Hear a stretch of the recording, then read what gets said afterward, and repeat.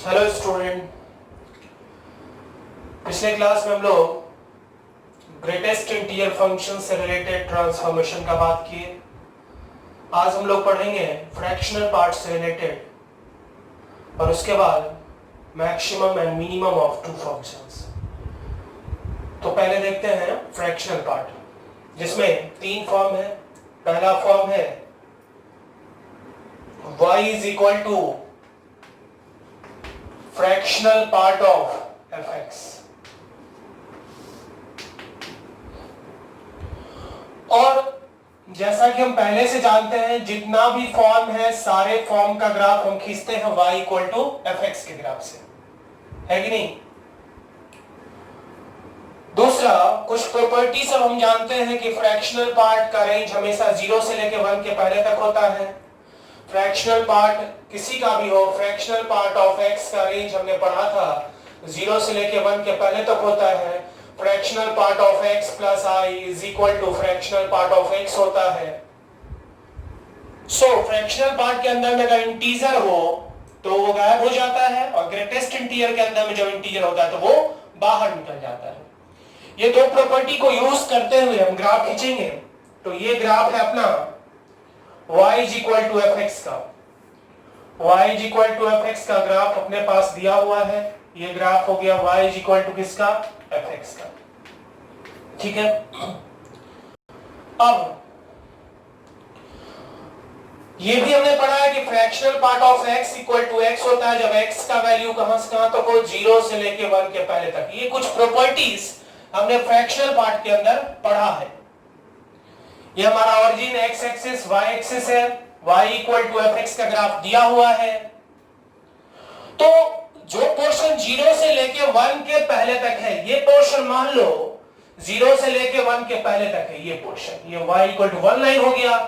तो ग्राफ का जो ये पोर्शन है वो 0 से लेके 1 के पहले तक है, तो उस पोर्शन का फ्रैक्शनल पार्ट कितना होगा? वही होगा।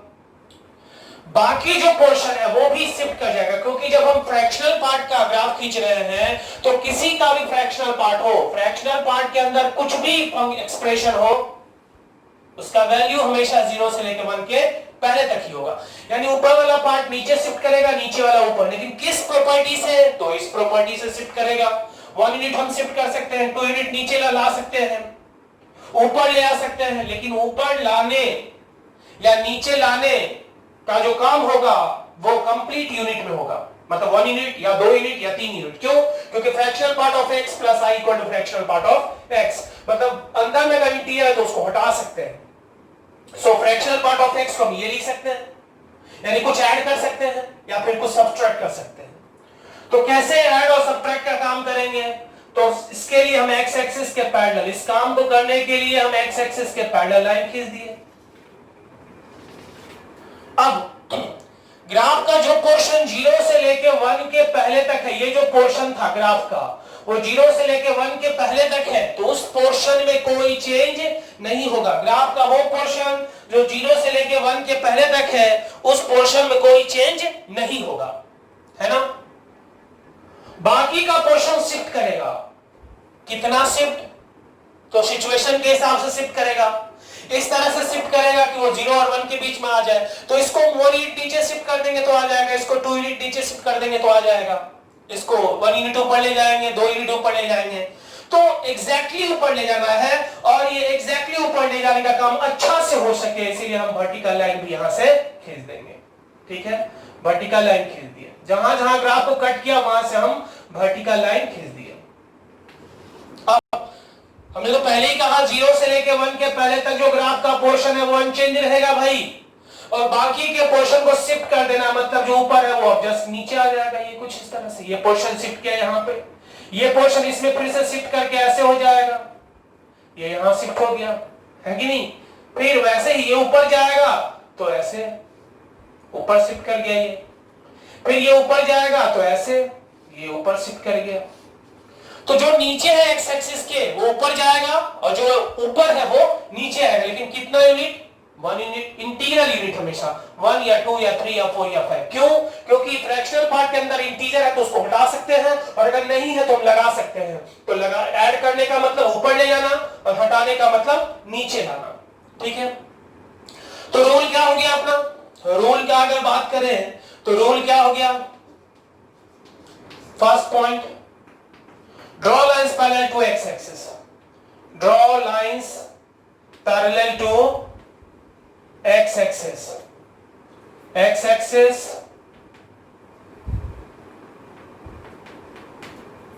for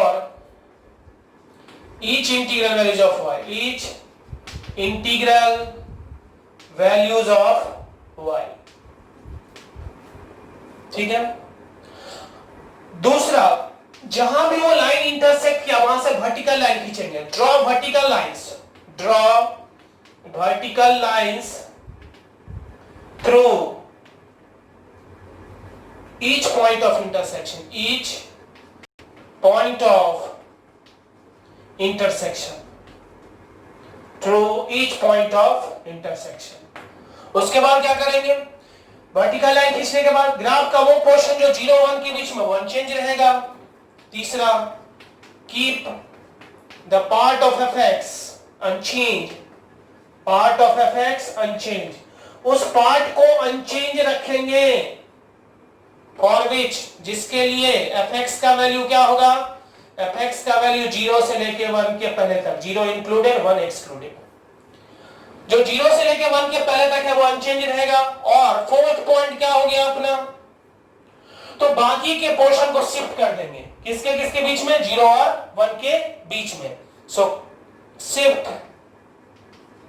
rest of the portion, rest of the portion between y equal to 0 and y equal to 1, y equal to 0 और 1, y equal to 1 लाइन के बीच में हम शिफ्ट कर देंगे। तो क्या किया हम लोग, सबसे पहले x एक्सिस के पैरेलल लाइन खींचे। क्यों खींचे, क्योंकि जो x 0 और 1 के बीच में वो तो अनचेंज रहेगा, वो भी पता चल गया।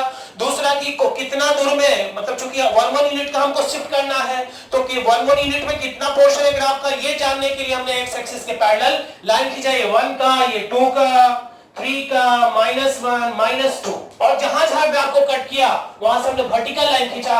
ये वर्टिकल लाइन क्यों खींचा, क्योंकि एग्जैक्टली ऊपर शिफ्ट करना है, थोड़ा भी लेफ्ट राइट ना हो, इसीलिए हमने वर्टिकल लाइन खींच दिया एक्यूरेसी के लिए। अब जो पोर्शन 0 और 1 लाइन के बीच में है वो अनचेंज रहा, और बाकी के पोर्शन को क्या किया, शिफ्ट किया। क्यों शिफ्ट किया, क्योंकि हम शिफ्ट कर सकते हैं। कैसे, तो इस प्रॉपर्टी से fractional part of x plus i equal to fractional part of x, और हम जानते हैं क्योंकि फ्रैक्शनल पार्ट ऑफ x का रेंज 0 से लेकर 1 के पहले तक होता है। क्लियर है। जैसे y इक्वल, छोटा सा एग्जांपल देखते हैं, y equal to fractional part of x देख लेते हैं। fx यहां पर कितना है, fx इक्वल टू कितना है, x है, तो पहला ग्राफ तो वही देख लेते हैं। ये रहा y इक्वल टू किसका ग्राफ, x का। अभी रूल क्या कहता है, रूल ये कहता है जो 0 x एक्सिस के पैरेलल लाइन खींचेंगे तो x एक्सिस के पैरेलल लाइन खींच दिया। ये 1 2 3 -1 -2 -3, ये अपना x एक्सिस था, x एक्सिस था, और ये क्या है, ओरिजिन, और ये y एक्सिस। अभी जहां जहां ग्राफ को कट किया वहां से क्या करना है, हमको वर्टिकल लाइन खींचना है, तो वर्टिकल लाइन भी खींच दिया, ये ग्राफ की एक्यूरेसी के लिए। अब जो पोर्शन 0 से लेके 1 के पहले तक है वो अनचेंज रहा, ये नीचे आएगा, ये फिर नीचे आएगा, ये ऊपर जाएगा, ये ऊपर जाएगा, ये भी ऊपर जाएगा। ठीक है। नेक्स्ट देखो, y equal to fractional part of sine x, fx यहां पर क्या है, fx equal to sine x, तो साइन x का ग्राफ पहले खींच लेते हैं। ठीक है, तो ये ग्राफ रहा साइन x का, ये ग्राफ रहा किसका, साइन x का।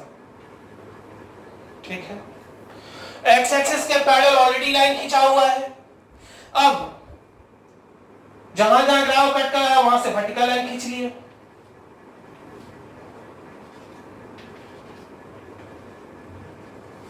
अब क्या करना है, जो 0 से लेके 1 के पहले, 0 से लेके 1 के पहले, 1 के पहले, या इसलिए ओपन, जो ग्राफ का पोर्शन है 0 इंक्लूडिंग, 0 से लेके 1 के पहले जो ग्राफ का पोर्शन है वो क्या रहेगा, अनचेंज।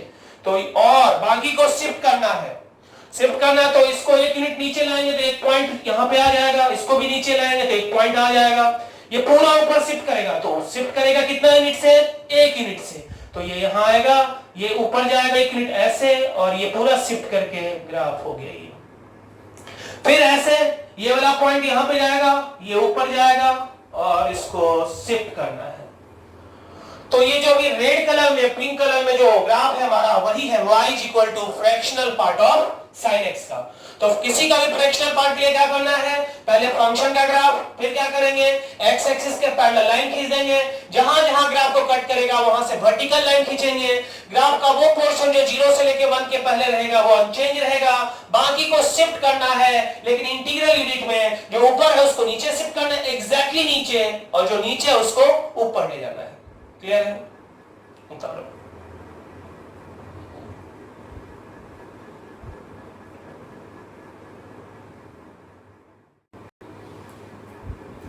अब नेक्स्ट हम लोग दूसरा जो फॉर्म है इसका उसको देखते हैं।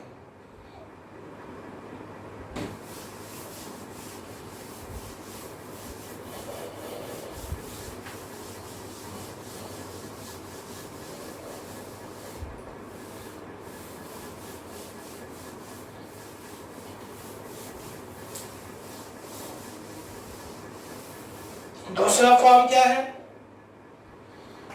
Fractional part of y is equal to fx। तो ये भी खिंचाएगा किसके ग्राफ से? y is equal to fx के ग्राफ से। और फ्रैक्शनल पार्ट ऑफ y का तो रेंज पता है, 0 से लेके कहां तक? 1 के पहले तक, यानी fx भी कहां तक होना चाहिए? 0 से लेके 1 के पहले ही होना चाहिए, है कि नहीं? यानी ये ग्राफ तभी एग्जिस्ट करेगा जब जो पोर्शन 0 से लेके कहां तक होगा? 1 के पहले तक। बाकी पोर्शन के लिए तो ये फॉर्म ही एग्जिस्ट नहीं करेगा। तो 0 से लेके 1 के पहले, तो ये मान लो y इक्वल टू 1 लाइन है, 0 से लेके 1 के पहले तक के लिए ही फॉर्म एग्जिस्ट करेगा, बाकी के लिए फॉर्म ही एग्जिस्ट नहीं करेगा। और जब y का fx का वैल्यू, मान लो ये जो पोर्शन है, फिर से एक बार देखो, fractional part of y equal to fx, fractional part का रेंज होता है 0 से लेके 1 के पहले तक, तो fx का वैल्यू 0 से लेके 1 के पहले तक होगा। तो वैसे तो ये y इक्वल टू fx का ग्राफ है जो कहीं से कहीं जा सकता है इसका रेंज, लेकिन हमको उसी पोर्शन के लिए इसका ग्राफ बनाना है जो पोर्शन जिसके लिए fx का वैल्यू 0 से लेके कहां तक है? 1 के पहले तक, यानी इतना ही पोर्शन के लिए, बाकी को नेगलेक्ट कर देना है।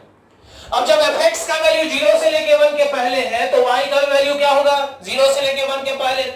और जब y का वैल्यू 0 से लेके 1 के पहले तक होगा तो फ्रैक्शनल पार्ट ऑफ y क्या होता है? y के ही बराबर। तो जब y ही हो जाएगा तो ये y इक्वल टू fx का ग्राफ, और ये भी y ही हो जाएगा, तो ये दोनों ग्राफ क्या हो जाएगा? सेम। यानी ग्राफ का वो पोर्शन जो 0 से लेके 1 के पहले तक है वो अनचेंज रहेगा, और बाकी के पोर्शन को क्या कर दिए? डिलीट, क्योंकि इस पोर्शन के लिए फॉर्म एग्जिस्ट नहीं करेगा। और जिसके लिए कर भी रहा है उसका पोर्शन जो कि 0 से लेके 1 के पहले तक है, y का वैल्यू या fx का वैल्यू 0 से लेके 1 के पहले तक है, तो y का वैल्यू 0 से लेके 1 के पहले तक हुआ। और जब fractional part of x equal to x होता है, जब x का वैल्यू 0 से लेके कहां तक हो? 1 के पहले तक, तो फ्रैक्शनल पार्ट ऑफ y बराबर y होगा, क्योंकि y का वैल्यू 0 से लेके 1 के पहले तक है।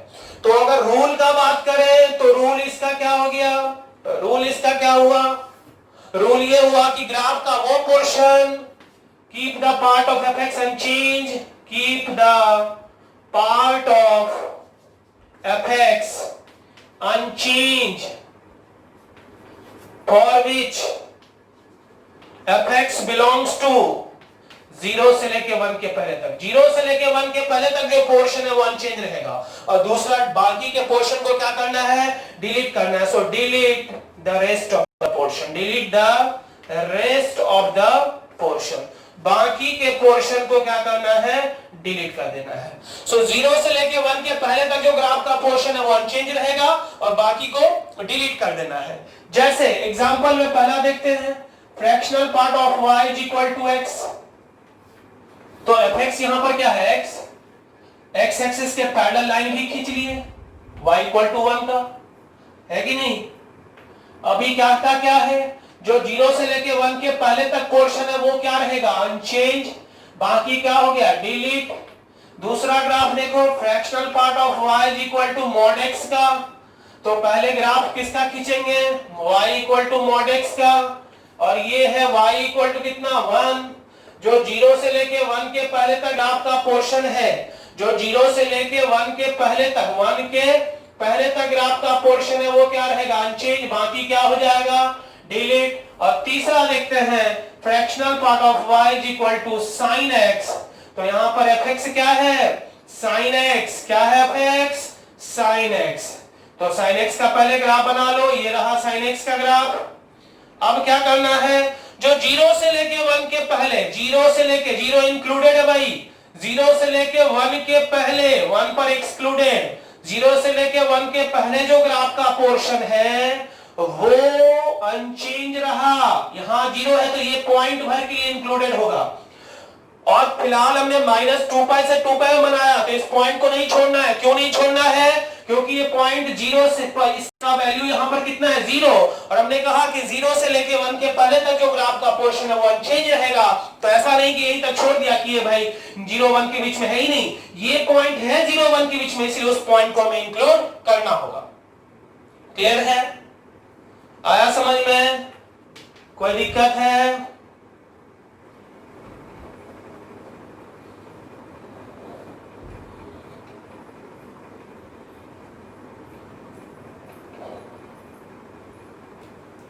अब आगे हम लोग देखते हैं y is equal to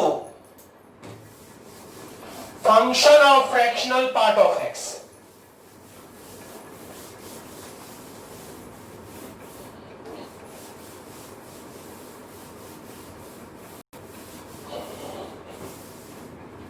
y is equal to function of fractional part of x, और ये भी ग्राफ खींचेंगे किसके ग्राफ से, y is equal to fx के ग्राफ से। इसका मतलब कि y इक्वल टू fx का ग्राफ अपने पास पहले से है, y इज इक्वल टू कितना का ग्राफ, fx का। अब देखो 0 से लेके 0, यहां f फंक्शन का इनपुट क्या है, फ्रैक्शनल पार्ट ऑफ x, ये पॉइंट है 0, तो फ्रैक्शनल पार्ट ऑफ x का वैल्यू x होगा जब x का वैल्यू 0 से लेके कहां तक हो, 1 के पहले तक, ये देखो 0 और ये 1 है, सो फ्रैक्शनल पार्ट ऑफ x हो जाएगा, जब जैसे ही x होगा तो ये दोनों सेम हो जाएगा। लेकिन कब सर सेम होगा, जब x का वैल्यू 0 से लेके 1 के पहले तक हो। x जब 0 से लेके 1 के पहले तक होगा तो उस पोर्शन के लिए, चूंकि फ्रैक्शनल पार्ट ऑफ x के बराबर होता है, हम जानते हैं प्रॉपर्टी, क्या property, so fractional part of x बराबर x इफ x का वैल्यू कहां से कहां तक, 0 से लेके 1 के पहले तक, ये हम लोग जानते हैं पहले से। तो अगर x का वैल्यू 0 से लेके 1 के पहले तक है तो उस पोर्शन में, चूंकि फ्रैक्शनल पार्ट ऑफ x के बराबर होता है, इसलिए उस पोर्शन में ये कन्वर्ट कर जाएगा x में, तो ये दोनों क्या हो जाएगा, सेम।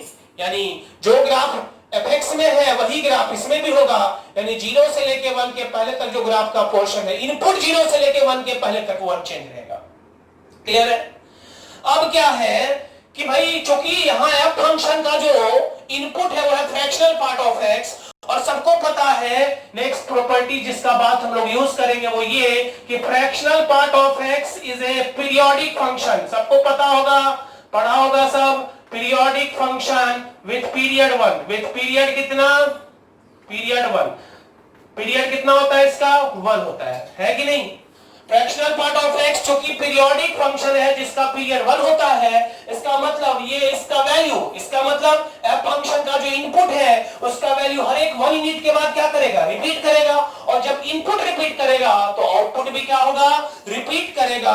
आउटपुट रिपीट करने का क्या मतलब कि जैसा ग्राफ 0 से लेके 1 के पहले तक है, यही रेंज है, 0 से लेके 1 के पहले तक है जैसा ग्राफ, वैसा ही ग्राफ 1 से 2 में बनेगा, वैसा ही ग्राफ नेक्स्ट हर एक इंटरवल में बनेगा। जैसा ग्राफ इनपुट 0 से लेके 1 के पहले तक में है, वही ग्राफ 1 से लेके, सेम ग्राफ 1 से लेके 2 के पहले बनेगा, 2 से लेके 3 के पहले बनेगा, -1 से लेके 0 के पहले बनेगा, -2 से लेके -1 के पहले। जैसा ग्राफ है 0 इनपुट से लेके 1 के पहले तक के लिए जो ग्राफ है वही graph rest of the interval में भी रिपीट करेगा। और जहां इंटरवल का लेंथ कितना होगा, इंटरवल का लेंथ कितना होगा 1 यूनिट, इंटरवल का लेंथ कितना होगा 1 यूनिट।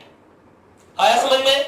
फिर से एक बार देखते हैं, यहाँ f फंक्शन का इनपुट क्या, फ्रैक्शनल पार्ट ऑफ x, और x का वैल्यू जब 0 से लेके 1 के पहले तक होगा तो चूंकि fractional part of x x के बराबर होता है, इसलिए इस इंटरवल में चूंकि ये x के बराबर होता है, इसलिए इस इंटरवल में ये दोनों सेम हो जाएगा, और इसलिए इस इंटरवल में दोनों का ग्राफ भी क्या होगा, सेम होगा। तो वही रह गया 0 से लेके 1 के पहले 0 इनपुट पर क्लोज, चूंकि 0 पर क्लोज लगा हुआ है, 0 इनपुट पर क्लोज 1 पर ओपन, तो ये अनचेंज रहा। बाकी क्योंकि फंक्शन का आउटपुट क्या होगा वो तो इनपुट पर डिपेंड करेगा, और इनपुट यहां क्या है, फ्रैक्शनल पार्ट ऑफ x, जो कैसा फंक्शन होता है, पीरियोडिक फंक्शन। तो 1 यूनिट के बाद क्या करेगा, ग्राफ रिपीट करेगा, है कि नहीं? और जब रिपीट करेगा तो जैसा ग्राफ 0 से लेकर 1 के पहले तक है वही graph rest of the interval में भी रिपीट करेगा। क्लियर है? तो अगर हम रूल का बात करें तो रूल अगर लिखते हैं तो रूल क्या होगा, रूल क्या वो बताओ। पहला पॉइंट कि keep the part of fx unchange, keep the part of fx unchange, unchange for which x belongs to कहां से कहां तक, 0 से लेके 1 के पहले तक, और बाकी same graph rest of the interval में भी रिपीट करेगा। सो repeat the same graph, repeat the same graph in rest of the interval of x। जैसे y is equal to sin fractional part of x को देखते हैं, fx यहां पर कितना है sin x, तो function of fractional part of x कितना हो गया, sine fractional part of x, है कि नहीं? तो fx तो पता ही है कि sin x है, तो sin x का ग्राफ तो सबको खींचने आता है कि नहीं, बोलो आता है। ये रहा sin x का ग्राफ। अब ध्यान से देखो, ये π/2 पर 1 है, π/2 पर 1, लेकिन हमको कहां तक लेना है, 1 ही तक लेना है। और ये ग्राफ है कितना का, y बराबर sin x का, ये हमने ग्राफ खींचा। किसका ग्राफ खींचा, ये y इक्वल टू कितना का, sin x का। तो यहाँ x का वैल्यू 1 है, तो इस पॉइंट का भी x कोऑर्डिनेट कितना होगा, 1 ही होगा। और जब x 1 है तो y का वैल्यू कितना होगा, sin 1। यानी यहां से एक और लाइन खींचना होगा, और ये लाइन कौन सा लाइन होगा, यहां से एक लाइन खींचना होगा, और ये लाइन कौन सा लाइन होगा भाई, y बराबर sin 1। ये जो ऊपर वाला लाइन है ये y इक्वल टू 1 का लाइन है, y इक्वल टू 1, और ये जो नीचे वाला लाइन है ये कौन सा लाइन है, y is equal to sin 1 का। क्लियर है? 0 इनपुट, ये 0 हो गया अपना, 0 से लेके 1 के पहले तक जो ग्राफ का पोर्शन देख, 0 से लेके 1 तक, 1 के पहले मतलब इनपुट में, आउटपुट में नहीं 1 तक चला जाना, क्योंकि आउटपुट 1 π/2 पर है, π/2 पर ग्राफ को टच कर रहा y इक्वल टू 1 लाइन को। ये जो ऊपर वाला लाइन है y इक्वल टू 1, ये जो ऊपर वाला लाइन है y बराबर कितना 1, उसको टच कहां पर कर रहा है, π/2 पर। लेकिन हमको तो π/2 पर जाना नहीं है, हमको कहां तक रखना है, 1 ही तक। तो फिर 1 ये पॉइंट है, ये पता है सबको कि ये पाई है, और पाई का वैल्यू कितना होता है, 3 पॉइंट समथिंग। तो ये 2 होगा, ये 3 होगा, ये 4 होगा, ये 5 होगा, ये 6 होगा, -1 -2 -3 -4 -5 -6, इस तरह से। जो ग्राफ 0 से लेके 1 के पहले तक है, इतना ही पोर्शन है 0 से 1 तक में, वही ग्राफ 1 से लेके 2 के पहले, वही ग्राफ 2 से लेके 3 के पहले, 3 से लेके 4 के पहले, और जिस शेप में ग्राफ है सेम ग्राफ, समझ में आ रहा है, -1 से लेके 0 के पहले, माइनस, समझ में आ रहा है, बोलना हाँ, समझ में आ रहा है, जी सर समझ में आ रहा है। तो हमने क्या कहा, 0 से लेके इनपुट 0, ये 0 इनपुट देखो, और ये 1 इनपुट है। 0 से लेके 1 के पहले, 1 मतलब y इक्वल टू 1 लाइन नहीं, इनपुट यहां का π/2 है, और π/2 पर वैल्यू 1 है, जबकि हमको कहां तक लेना है, इनपुट 0 से लेके 1 के पहले ही तक है। तो 1 के पहले तक मतलब 1 पर क्या लगेगा, ओपन। सो 0 से लेके 1 के पहले तक जो ग्राफ का पोर्शन है वो क्या रहा, अनचेंज। बाकी के इंटरवल में फिर से वही ग्राफ रिपीट किया, लेकिन चूंकि ये पाई है तो और पाई का वैल्यू कितना होता है रेडियन में, 3.14। इसका मतलब 0 और 3 के बीच में कितना यूनिट्स रहेगा, 1 2 3, उससे पहले ही होगा, है कि नहीं। तो 0 से लेके 1 के पहले तक जो ग्राफ का पोर्शन है वो अनचेंज रहा, और सेम ग्राफ जो ग्राफ 0 से लेके 1 के पहले तक में है वही graph rest of the interval में भी रिपीट किया। क्लियर है, बता दो।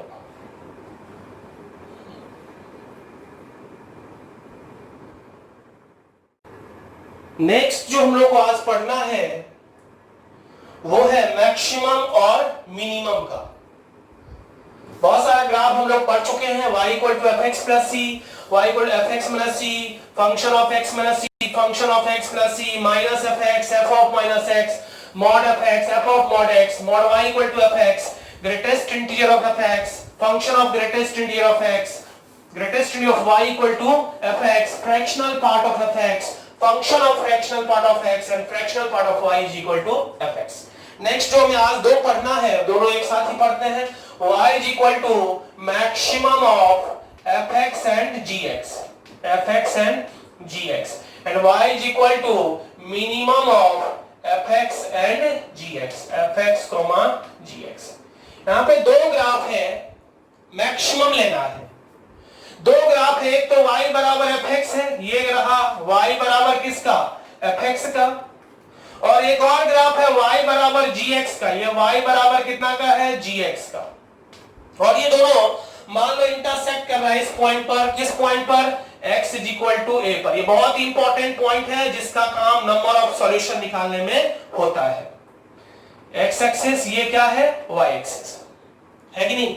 सो 0 a पॉइंट से पहले मान लेते ये a पॉइंट है, a से पहले gx बड़ा है किससे, fx से, a के बाद fx बड़ा है किससे, gx से। कैसे पता चला बड़ा है, तो जिसका हाइट ज्यादा है मतलब उसका आउटपुट भी क्या है, ज्यादा है। यहां से लेके आगे में पीला वाला ग्राफ का हाइट ऊपर है, यानी fx बड़ा है किससे, gx से, है कि नहीं। और इधर gx का ग्राफ, ये ग्राफ बड़ा है, उसका हाइट ज्यादा है पीला ग्राफ से, इसका मतलब gx बड़ा है किससे, fx से। और इस पॉइंट पर fx बराबर कितना है, gx, है कि नहीं। सो मैक्सिमम क्या होता है, मैक्सिमम ऑफ fx, gx। इसका ये मतलब नहीं कि जो बड़ा है, मैक्सिमम दोनों में कोई एक 5 में भी मैक्सिमम 5 ही है, यानी बराबर भी हो सकता है मैक्सिमम में। So maximum of fx gx, fx होगा कब, अगर fx greater than equal to क्या हो, gx। gx होगा अगर gx या gx बड़ा हो किससे, fx से। और अलग से एक बार लिख लो, fx या gx कुछ भी बोल दो, अगर fx इक्वल टू क्या होगा, gx होगा। कहने का मतलब जो फंक्शन बड़ा है वही लेते रहना है, लेकिन अगर दोनों बराबर है तो वो लेना भी होगा। जैसे y is equal to maximum of sin x comma कितना, cos x। जो मैक्सिमम है, यानी जिसका हाइट ज्यादा वो लेते रहना है। तो यहां पर दो ग्राफ है, एक तो sin x का और दूसरा किसका, cos x का। तो एक ग्राफ हम sin x का बना लेते हैं, ये ग्राफ हो गया मान के चलो, स्पेस कम है तो sin x का, और दूसरा एक और ग्राफ हम ले लेते हैं, ये ग्राफ मान के चलो किसका ग्राफ है, cos x का। ये किसका ग्राफ हो गया, cos x का। अब हमको लेना है किसका ग्राफ, मैक्सिमम का ग्राफ लेना है, किसका, मैक्सिमम का। तो मैक्सिमम का ग्राफ कैसे होगा, मैक्सिमम का ग्राफ कौन सा होगा, तो जो ज्यादा हाइट, हमेशा ज्यादा वाला है। देख इधर में ये ज्यादा हाइट पर है, फिर ये ज्यादा हाइट पर है, फिर ये ज्यादा हाइट पर है। तो अभी जो ये ग्राफ ले रहे हैं मैक्सिमम का ले रहे हैं, ऊपर वाला जो हो गया वो किसका हो गया, maximum of sin x comma कितना, cos x, है कि नहीं। और नीचे वाला जो ग्राफ बच गया वो क्या हो गया, नीचे वाला जो ग्राफ बच गया, इसके अलावा जो ग्राफ बच गया वो किसका हो गया, minimum of sin x and cos x का ग्राफ। ठीक है, दूसरा एक और देख लो, y is equal to maximum of mod x, mod of x minus 1, mod of x plus 1। तीनों ग्राफ हम लोग खींच लेंगे, ये मॉड x का ग्राफ है, ये मॉड ऑफ x माइनस 1 का ग्राफ है, और ये मॉड ऑफ x प्लस 1 का ग्राफ है। अभी मैक्सिमम का लेना है, तो मैक्सिमम का लेंगे तो क्या होगा भाई, मैक्सिमम का अगर लेना है तो हमेशा ऊपर वाला लिया जाता है। तो ये देखो, ये ऊपर वाला हो गया, है कि नहीं, ये मैक्सिमम का ग्राफ हो गया। आया समझ में? मैक्सिमम का मतलब हमेशा ऊपर का, जो हमेशा ग्राफ का हाइट ऊपर है हमेशा वही लेंगे मैक्सिमम का ग्राफ। ये मॉड x का ग्राफ था, अभी ये मॉड ऑफ x मन, ये मॉड x का ग्राफ था, येलो वाला किसका ग्राफ, मॉड x का, ये नीला वाला किसका graph, mod of x minus 1 का, और ये वाला graph mod of x plus कितना का था, 1 का। क्लियर है? आया समझ में? नहीं समझा? सो maximum of fx and gx लेने के लिए दोनों का ग्राफ खींचेंगे, जिसका हाइट ज्यादा होगा उसको लेते रहेंगे, और जहां पे दोनों सेम है, जहां पर इंटरसेक्ट करा है यानी वहां पर दोनों का हाइट क्या है, सेम है, यानी उस पॉइंट पर आउटपुट क्या है, सेम है। क्लियर है? नहीं समझे? होता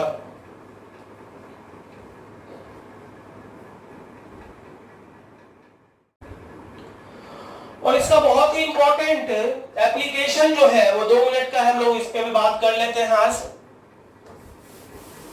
वो ये कि किसी भी इक्वेशन का सॉल्यूशन का क्या मतलब होता है, इसके बाद ही हम लोग आज बात करते हैं किसी भी इक्वेशन का सॉल्यूशन का क्या मतलब होता है। मतलब सॉल्यूशन ऑफ, जो हमारा पॉइंट है वो है इक्वेशन fx इक्वल टू कितना, gx। किसी भी इक्वेशन का सॉल्यूशन का क्या मतलब, इसका सॉल्यूशन का क्या मतलब होगा कि वैसा x का वैल्यू, सॉल्यूशन हमेशा x का वैल्यू होता है, सो वैसा x का वैल्यू जिसके लिए fx और gx क्या हो, सेम हो।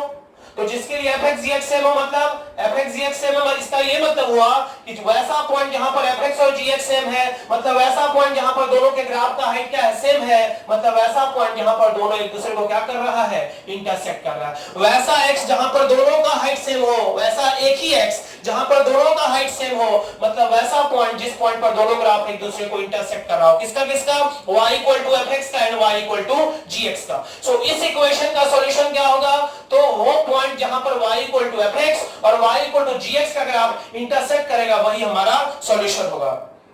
सो the point where graph of y is equal to fx and y equal to gx intersect, y equal to fx का ग्राफ और y equal to gx का ग्राफ जिस पॉइंट पर इंटरसेक्ट करेगा वही हमारा सॉल्यूशन होगा। And number of solution is equal to number of points where graph of y equal to fx and graph of y equal to gx intersect. जिस point पर दोनों ग्राफ इंटरसेक्ट करेगा वो सॉल्यूशन होगा इसका, और जितने पॉइंट पर इंटरसेक्ट करेगा वही नंबर ऑफ सॉल्यूशन होगा। जैसे पहला एग्जांपल देखते हैं, sin x is equal to mod x, इसका नंबर ऑफ सॉल्यूशन निकालना है, तो अपन क्या करेंगे, y is equal to sin x का ग्राफ खींच लेंगे, है कि नहीं। तो ये देखो y बराबर sin x का ग्राफ तुमको आता है। अब क्या करेंगे, y equal to mod x का ग्राफ खींच लेंगे, ये देखो y equal to mod x का ग्राफ है, कितना सॉल्यूशन आया, तो एक सॉल्यूशन। अब दूसरा मान लो cos x is equal to mod x, तो क्या करेंगे, y equal to cos x का ग्राफ खींच लेंगे, आता होगा cos x का ग्राफ खींचने, ये रहा cos x का ग्राफ। और अब पूछेगा कि भाई मॉड x का ग्राफ, तो ये रहा मॉड x का ग्राफ, कितना सॉल्यूशन भाई, दो सॉल्यूशन। तो हमने क्या किया, ये fx है, ये इसको मान लिया fx, और ये क्या है gx, तो fx बराबर gx का सॉल्यूशन का क्या मतलब, y बराबर fx का ग्राफ और y इक्वल टू gx का ग्राफ जिस पॉइंट पर इंटरसेक्ट करेगा वो सॉल्यूशन होगा। यहाँ नंबर ऑफ सॉल्यूशन माने सॉल्यूशन क्या है, 0, नंबर ऑफ सॉल्यूशन कितना, नंबर ऑफ सॉल्यूशन बराबर कितना 1, और यहां नंबर ऑफ सॉल्यूशन कितना है 2, number of solution equal to कितना है 2। जितने पॉइंट पर इंटरसेक्ट करेगा वो नंबर ऑफ सॉल्यूशन होता है। ये बहुत इंपॉर्टेंट है कि fx बराबर gx इक्वेशन का क्या सॉल्यूशन होगा, बहुत जगह यूज होगा। तो y बराबर fx का ग्राफ खींच लेंगे, y बराबर gx का ग्राफ खींच लेंगे, और जिस पॉइंट पर इंटरसेक्ट करेगा वो सॉल्यूशन होगा। जैसे फिलहाल यहाँ सॉल्यूशन है a, और कि जितने पॉइंट पर इंटरसेक्ट कर होगा वही नंबर ऑफ सॉल्यूशन होगा। जैसे इस केस में नंबर ऑफ सॉल्यूशन 1 है और यहाँ नंबर ऑफ सॉल्यूशन कितना है, 2 है, क्योंकि ये दोनों ग्राफ एक दूसरे को 2 पॉइंट पर इंटरसेक्ट कर रहा है। ठीक है, तो हम लोग यहां तक पढ़ चुके हैं, फिर इसके आगे अगले क्लास में पढ़ेंगे। Thank you.